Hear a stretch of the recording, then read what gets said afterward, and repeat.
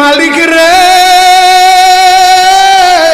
আমি বড় পাপী, আমি বড় গুনাহগার।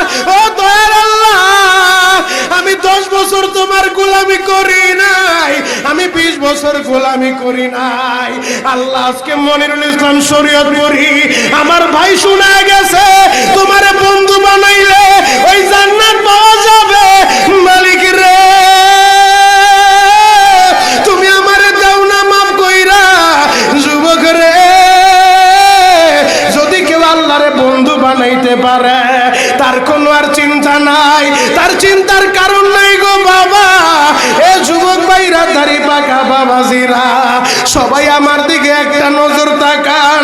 এই যে দেখেন আমি হাতের ভিতরে আহারের টিস্যু দিয়া কাফনের মতো একটা দৃশ্য বানায় ফেললাম। এমন একটা কাপড় আপনার শরীরে একদিন উঠে যাবে, আমার শরীরও একদিন উঠে যাবে।